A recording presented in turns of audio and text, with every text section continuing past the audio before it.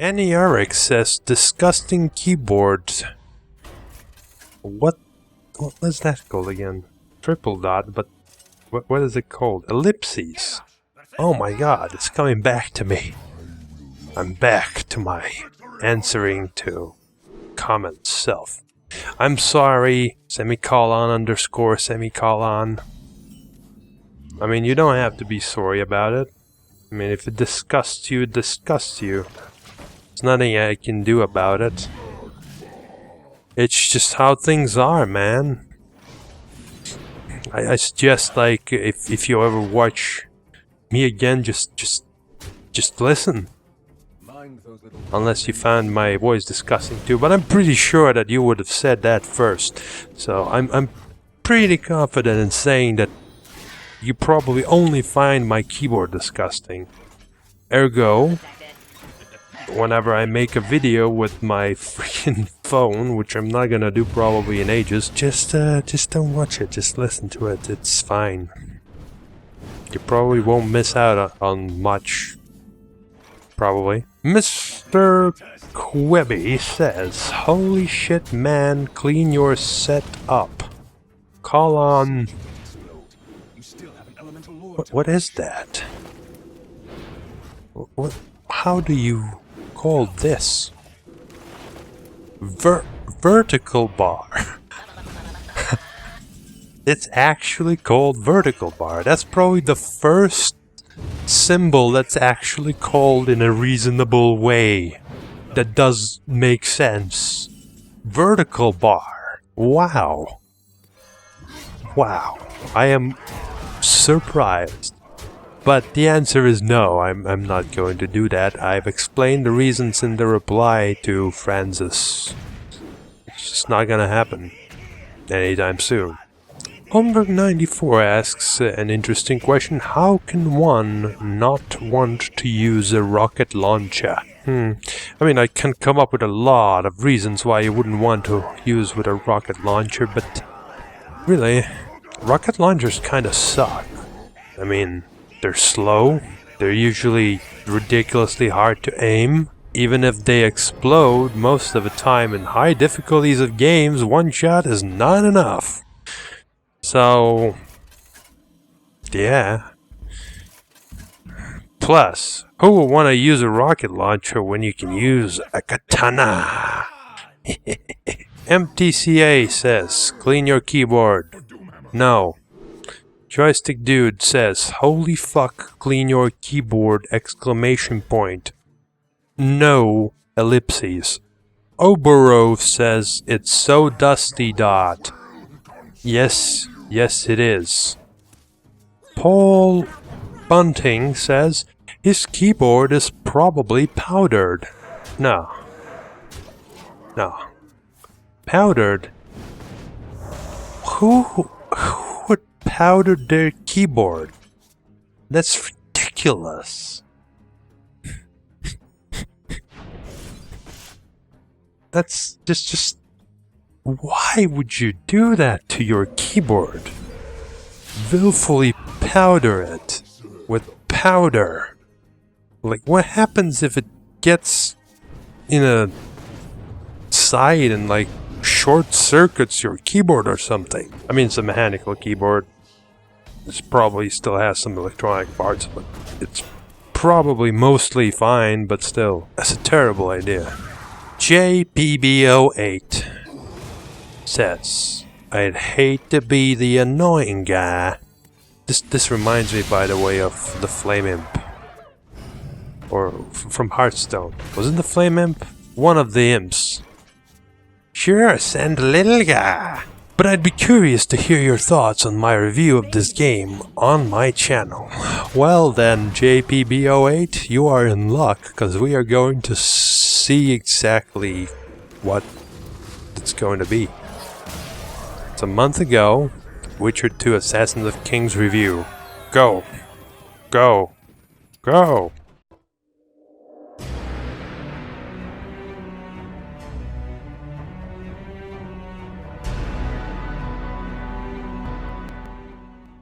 Okay, so there's 10 seconds, and all I see is just random footage of the game.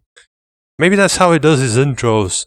But usually, when you review something, you don't want it to be like 10 seconds of random stuff.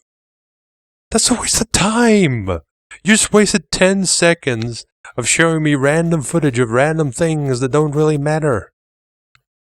The video is 6 minutes 41 seconds long. It could be 6 minutes 31 seconds long. And when your videos are that short, those 10 seconds matter, man. You know, if you were making like 20, 30-minute videos, like who cares? Like you can make whatever, add whatever. Case in point, my video of how to cheat at OSU, it's like, it doesn't matter anymore. But if you make short videos, you have to make every second count. It's advice. Just saying, you know. Said, you know. These are my thoughts. The term Western RPG has been typically used to deviate the genre between Japan and American developers. Companies like Bethesda have crafted wide-scale role-playing games with the insight of American culture to counter the often culturally stylized JRPGs. However, CD Projekt Red is an exception to this term, as their Witcher series attributes its influences from their country of origin, Poland. Based on a series of novels, this series, and particularly this sequel, Assassins of Kings, has proven itself to be the prime representation of dark fantasy in the medium of video games. Okay, so intro's okay, I guess. I mean, this feels more like you wrote the review out like on paper, and then you just read it out, which I guess works for reviews, but I don't know. I'd want something else. Something more exciting. Right now, as I'm listening to this, it's like, somebody did something. It's 47 seconds in. I still don't know anything about the game except that there's like half-naked men with a bunch of scars in them, because that's the still image that I've stopped to, or something. But I don't know. What's the point of that? What's the point? You're trying to tell me, oh, it's such a great game, it's so different, and but you say it in such a generic way, you know? I prefer substance to pointless blabbering about how this abstract thing about the game is so great. This, once again, not good. Immediately, The Witcher 2 draws you in with its plot. At the start, the protagonist named Geralt awakens in prison, condemned for the assassination of King Foltest of Temeria. Simultaneously suffering from amnesia, he begins to recollect as much as possible and tell a story from there to convince his innocence, which is where the narrative begins. Initially, I felt somewhat strangely disconnected with these characters that the game had to offer, but as the story progressed, I gained a certain amount of respect for each one of them, particularly Geralt himself. Okay, now we're seeing some substance, and I agree.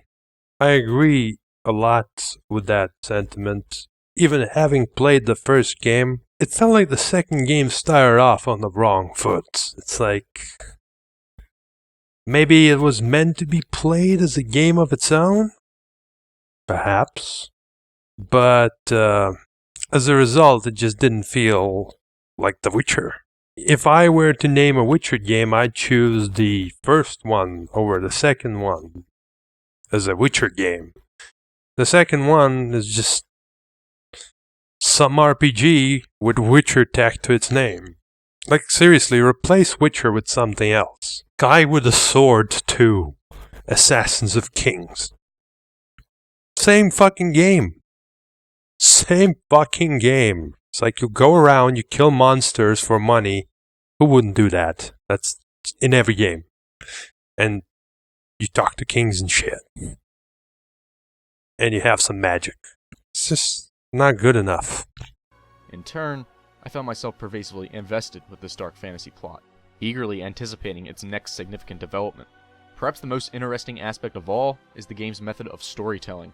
From the conclusion of the first chapter onwards, the game veers off into two very different paths, leading to significantly altered mission and plot designs.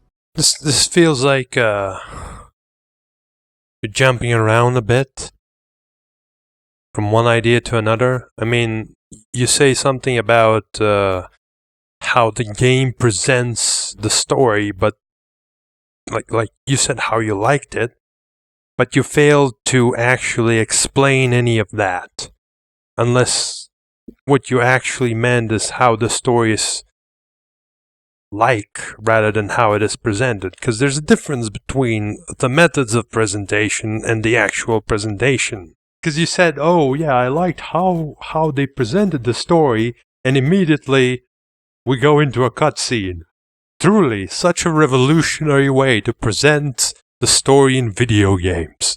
Never seen before. First time, cutscene in the middle of a game. My goodness, how far has technology gone? The core climactic mission remains the same on each route, but everything leading up to said events vary. Assassins of Kings places a large emphasis of its design upon its RPG elements. You possess a great variety of armor and weapons that you must equip, alongside the genre's tropes of shops and crafting. Many overarching systems include a greatly implemented skill progression tree, a potion brewing and consumption system, and even a feature to alter the time of day. Okay, bro. This is where you suffer from... I don't know how better to call this, but let's just say how it is. You suffer from education. Like... You just went full abstract. Never go full abstract, okay? Like, just don't. You need to relax. You need to take it down a notch to just stop focusing so much on these details and just say, well, there's crafting, there's making potions. You make great potions. Obviously, the way I'm doing it right now is terrible because I'm doing it randomly. I'm totally not prepared to review The Witcher 2, but you shouldn't, like, make it sound like you're writing a fucking bachelor's degree or something, okay? Like, come on. We're playing video games here. You're not trying, at least right now, to figure out the fucking meaning of life. Tone it down. Just relax. You'll be much better. Move away from using words like tropes and stuff. Like, people understand them and stuff, but they usually cringe when they hear those words. Because... well, that's just how it is. People will cringe. I will cringe. Someone else would cringe. And a lot of people will cringe. Instead of being all like, oh, tropes left, tropes right. No, just relax. Say it how it is. Just fuck fancy words. Yeah. As attaining certain quests will require communicating with civilians at certain times. On the note of various potion aspects, however, or alchemy as the game refers to it as, the situation is not quite ideal. Any moment you are not in combat, you can combine and create up to the limit all you want. However, once you enter the heat of battle, all alchemy usage is halted. See? Like, this last part, I feel like you just sat down and just thought, how can I make this fancier? And make it last longer. And instead you could have said, you can make and drink potions, whatever you want, but only outside of combat. That's it. You don't need any more fanciness than that. You're just bloating your video time. Trust me on the video time thing, you know? Shorter videos, up to a certain point, I guess. I mean, like 30 seconds is probably too short. But if you keep your video short, people are going to be more likely to watch it. And there's a drop-off point which you can figure out in your analytics and see, oh, this is how far people usually get. And you aim for that. Not necessarily directly to that point, but close. Because there's always going to be a drop-off point. So if you continue, like, you know, reducing it, you're going to basically go full turtle paradox on yourself. That meaning, every potion must be consumed before or after an encounter, unless you selected an already made one from the form of a quick select. Unbelievable. You know, I thought, okay, I'm going to pause here because he's finally done with the potion thing. No, here's 7 seconds more about the fucking potions. Urgh. Think about it. Who are you trying to make this video for? For smart people or for dumb people? Because if you make it for smart people, then you don't need to go into such trifle details one after another. They'll get it. And if you make it for dumb people, then they're gonna lose their attention span anyway if you keep going like this. So you can't win. And trust me, you're not striking a balance right now. Sometimes it can be a bit bothersome, as a difficult battle could easily slide out of hand. Other than that, there is little complaint about here in regards to these role-playing concepts. Maybe the user interface could be a bit improved, but it works as is. Regardless, it is commendable how CD Projekt Red was able to streamline all these implemented systems in comparison to the original Witcher title.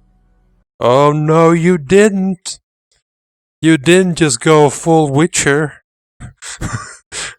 Okay, I paused here just because I didn't expect to see Witcher 1, which is good. I see Witcher 1, that's good. Except I'm casting doubt on your actual understanding of the game, because the footage that you're showing is actually from the tutorial level of Witcher 1, which doesn't really inspire confidence. I mean, I guess a person who hasn't played Witcher 1 wouldn't know anyway, but I've played Witcher 1. I've beaten it. Yeah. So, I know. This previous entry of the franchise was plagued with overly complicated PC menus and poor explanations of its systems. Thankfully, The Witcher 2 contrasts with this. What? What? That is just something I cannot actually accept as a fact. Or in simpler terms, false! I don't believe you. Mostly because, from my experience, actually, Witcher 2 felt a lot more convoluted than Witcher 1 in terms of the UI. I don't recall being confused about Witcher 1's UI, and sure, there's possibly fewer direct explanations than in Witcher 2. Only slightly though. Only slightly. I still remember when I started Witcher 2, I'm pretty sure that a lot of the controls were not explained at all. Or if they were, once again, not in any more direct manner than in Witcher 1. So once again, given the fact that I saw the footage just from the start of Witcher 1, I feel like you haven't played the game actually, so you're just trying to bullshit me. But we'll see. We'll see. And contains intricate systems along with generally new player-friendly gameplay. Just keep in mind and be warned that not all of this is presented with a particular open world, as you may assume. Each chapter takes place among a select town, and missions are designed from your free roaming around the entirety of that town. It's not a negative in any way, but it's clearly evident this game was begging for a full open world environment here. I haven't played Witcher 3 yet, mostly because Witcher 2 didn't impress me as much as like Witcher 1, which actually was fucking amazing towards the end. Yeah. Like, say what you want about Witcher 1, but it was fucking good. That was a Witcher game. That's what Witcher is about. Maybe people like different things about RPGs than what Witcher 1 represents, and Witcher 2 may represent that better. But as far as straight up Witchering goes, I liked The Witcher 1 more, and The Witcher 2 felt a lot more generic. So as a result of that, I didn't play Witcher 3 yet, because I also heard that it was plagued with problems. And looking at the past experience, The Witcher tends to be updated as time goes on, so I'm just gonna wait like a year or something until they update it. And then I'll buy it then. No rush whatsoever. And as a result, I find this like offhand remark about open worldness kind of as a stab. It's like, oh yeah, Witcher 2's great, but it could have been even greater if it was Witcher 3. But I think that that's not quite the case. Witcher 2's side quests weren't that amazing, I would say. Like, his main story was average. I've only played one side, of course, and I haven't had the chance to watch someone else play it yet. Unfortunately, the person I wanted to watch played pretty much the same as I did, but that was fun. Anyway, and the point I was trying to make, really, is that open worldness in Witcher 2 wouldn't have done anything. I can't imagine it making any sense in terms of the story anyway, because you pretty much have a goal from the start. That's the way the game is set up. But if you ignore that, even then, like, there just wouldn't be much to do in that game. It didn't have that much to do. A lot of it works because it's orchestratedly put together in one place. The way it is. For what it's worth. And I don't know how Witcher 3 turned out, but it was most likely planned and made to be open world from the beginning. So yeah, take it how you want to. Yes, Witcher 3 is probably better than Witcher 2, if that's what you meant.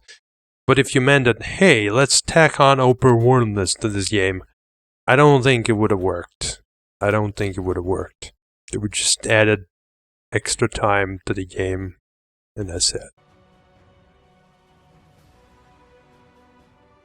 Challenging may be the most accurate word to describe the Witcher 2 Assassins of Kings combat.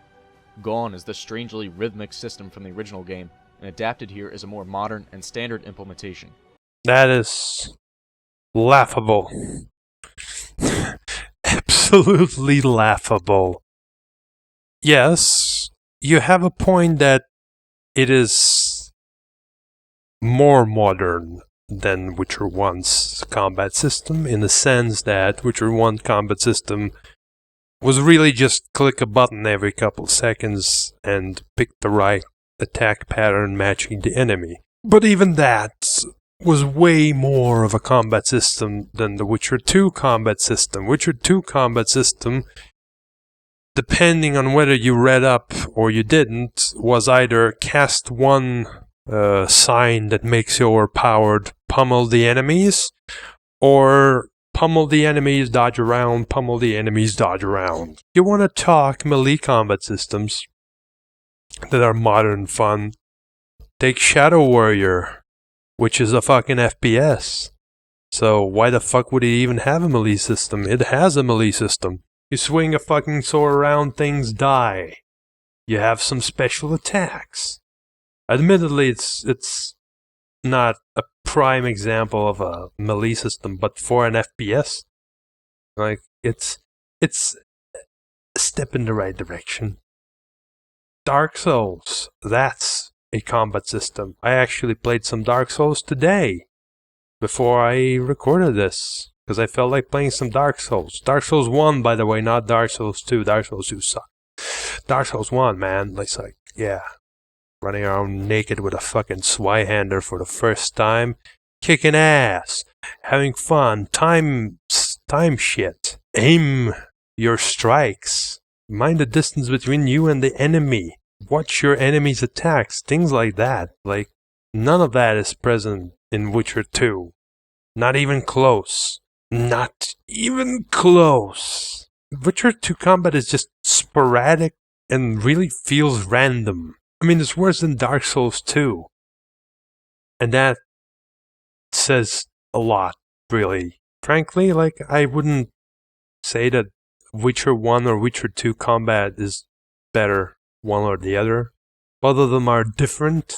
Both of them feel like filler to me to just, have a combat system in the game.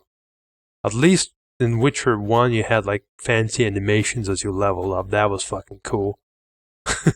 It's like, yeah, you know what I'll do? I'll spin my sword and then I backflip and fucking, I don't know, kick you as a backflip or something. I don't know how he did dead damage. But that was a fucking attack, and it was fucking awesome because of that.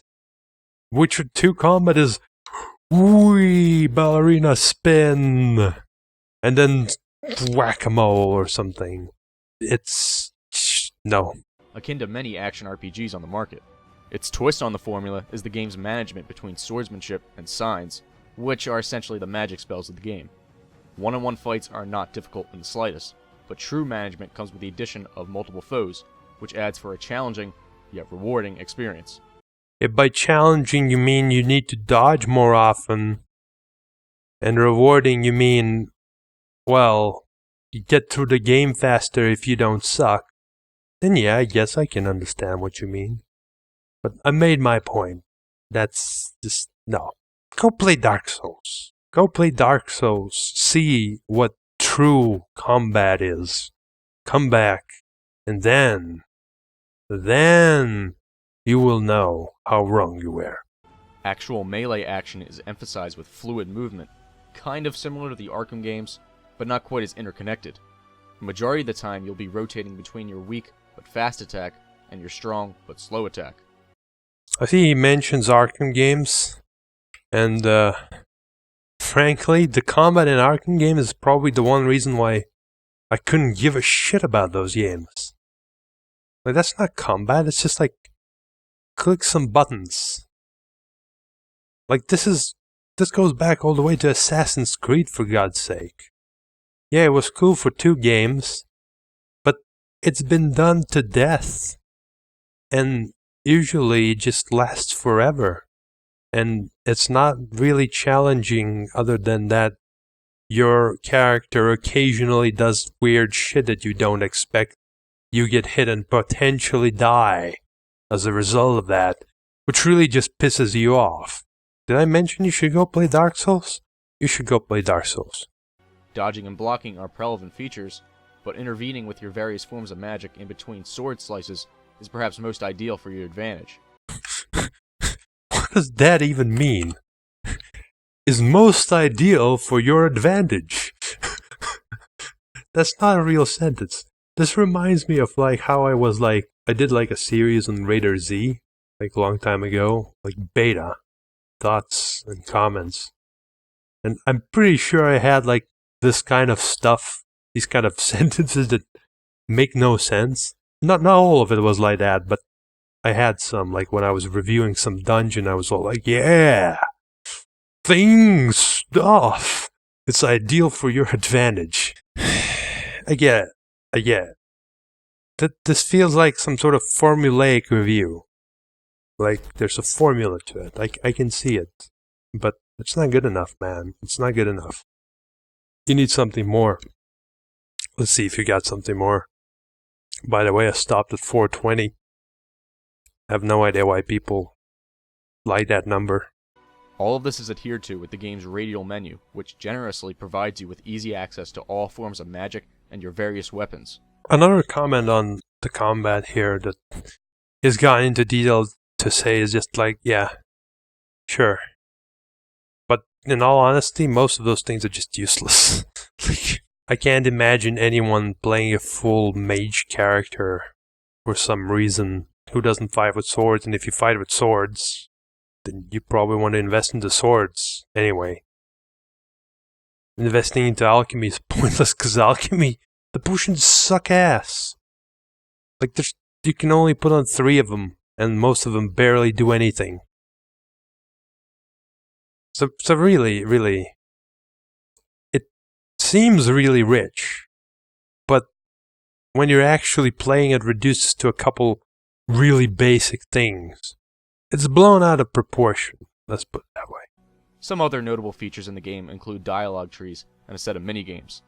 The latter was almost completely lackluster, as it relied upon QTEs and RNG, while the former was somewhat sparse and inconsequential. I'm sorry, did you like punch somebody once and that's it? The punching minigame is like the least relevant of the minigames. The main minigame of The Witcher is and has been dice poker.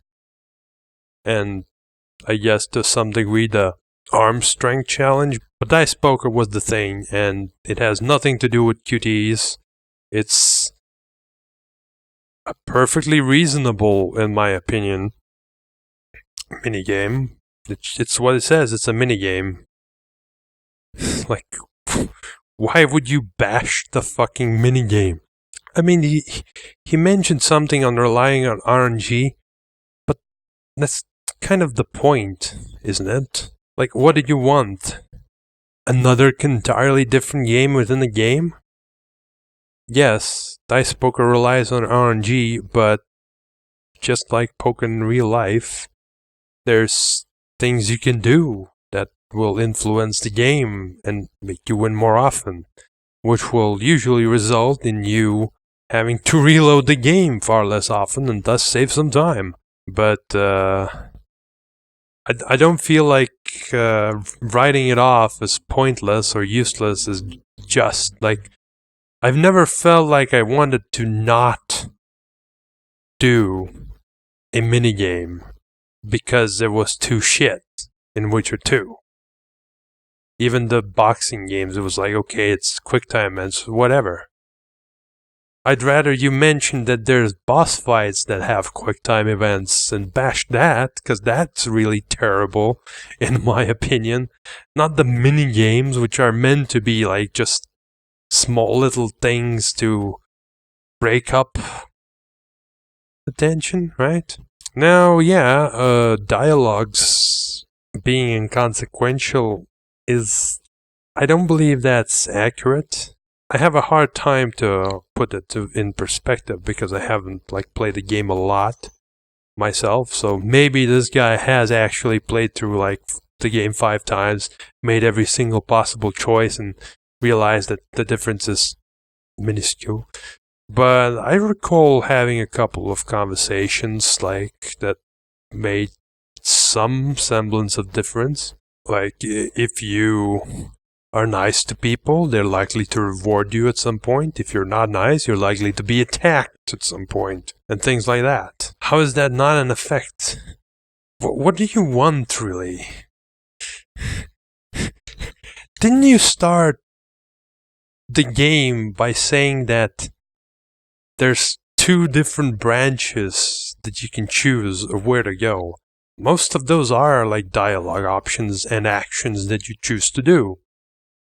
So, how can you complain about lack of ability to affect the outcome of the game? That doesn't make any sense to me. It's contradictory, simply put. As far as graphical components go, The Witcher 2 is merely sufficient. Upon its 2011 release, it was surely impressive. But today, some aspects do not look quite as appealing as I'm sure they were 4 years ago. So... really? You really are going to say that The Witcher 2 graphics look inadequate? Truly? Show me these incredible games that have these incredible graphics that outdo Witcher 2. Well, I guess Witcher 3 outdoes Witcher 2. But let's look at the other recent releases. Fallout 4 that's coming out this year. That doesn't look that much better. Dark Souls 2? I mean, it's an upgrade from Dark Souls 1 in, sheer fidelity, I guess. But I think it still looks worse than Witcher 2. Batman, new game, also doesn't look impressive. So, where are these games that are so amazing that you hold to such a great standard? I'm hoping that the next thing I'm gonna see is an example of a video game that will just blow Witcher's 2 graphics out of the water. Because if you're not gonna provide one, what the fuck are you talking about? One aspect that I can admit impressed me was the facial features and animations. Not only do they animate fluidly, but these faces express emotions very coherently. Each expressive face fits their respective actor, and with the exception of the occasional generic NPCs you'll come across, all voiceovers are excellent.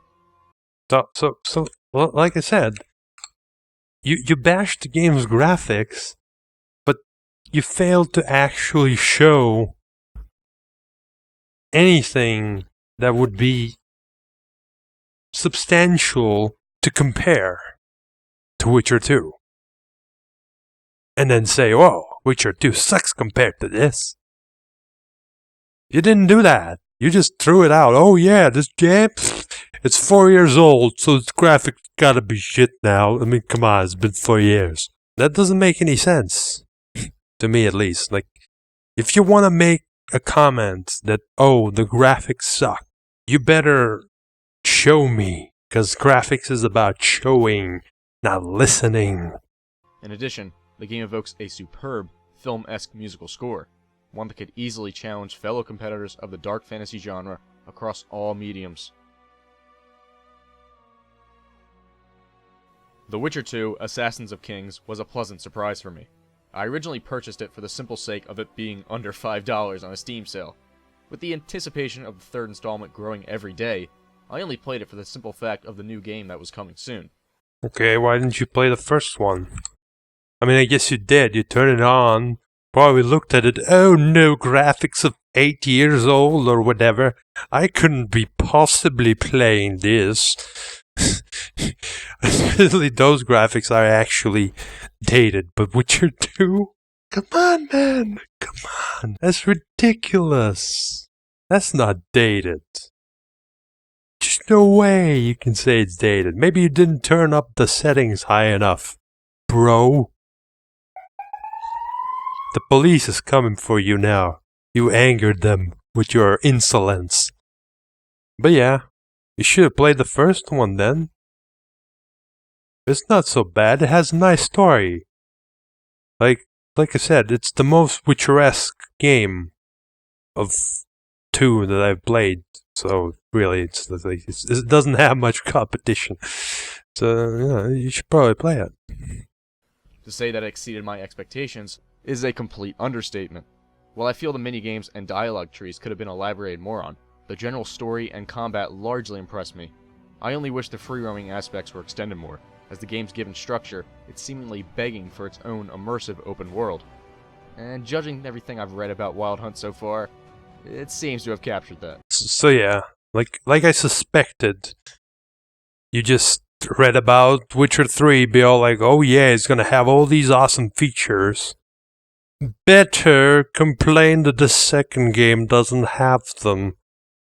I mean, okay.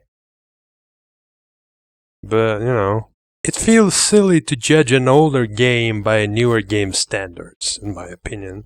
To judge a newer game by the older game standards does make sense, because the older game has been out when the new game came out. It makes sense to come up and say, yeah, the old game did this better, or the old game did this worse, because it's been out, it's been played. Now you play the second one, and you can make a comparison. But it doesn't work backwards in the other way. It doesn't make sense, because you expect the next game to be better. Well, maybe people don't anymore these days, but still, that's implied thought. You think, oh yeah, this game will be better in the future. It makes no sense to compare an old game at that time and say, well, it doesn't have these features of this new game that's going to come out. It would be valid in a Witcher 3 review to say, oh, it's a great game because it built up from the second game. But to come back to the second game and say, oh yeah, this game is shit because it didn't have all these things that the next game had. That seems a little bit silly because there's plenty of reasons why that would be. I mean, that's not to say that those aren't valid things to say. It just feels a little bit silly that they're straight out of the third game. It's like, well, yeah, the game could have potentially been better if it was like the next game in the series. What does that really say? That really says that you should be reviewing the third game and not the second one, kinda. I mean, I guess if you review it 4 years after it's launched, maybe it's fine to make such remarks. I mean, is it really a review at that time? It's kind of a review. It's like a pointless review. Like, who's gonna buy the game because they read your review? Maybe someone? I don't know. I don't know, man. I don't know. I really don't. Let's just finish this. Enough babbling. Let's just say that after playing Assassins of Kings, I genuinely cannot bear to wait for Wild Hunt's release.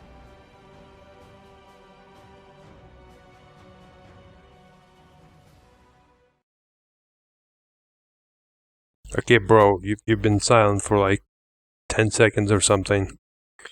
You really need to stop that. You need to stop that. That's not good for you, for me, or for anyone else. Once again, you're just putting a bunch of time. It's fine to have short breaks, like a second or two every now and then for like a transition. But when you fade to black for like 5 seconds, those 5 seconds better be the last seconds of the video. And in this case, they're not. There's 21 seconds more. So you're only shooting yourself in the foot with these gaps.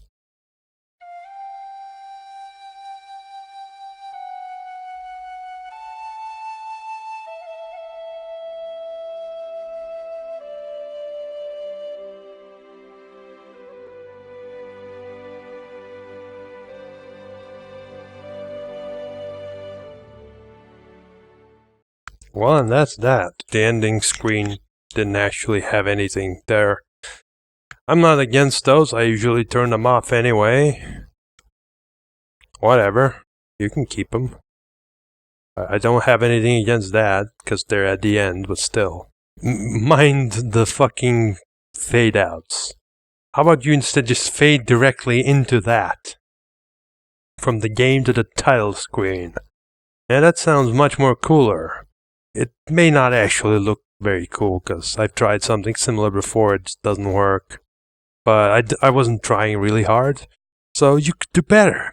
You could do better. You could do better than me. So yeah, there we go. These are my thoughts on your review about that game. I hope that I can somehow reach you. I'll try to reach you.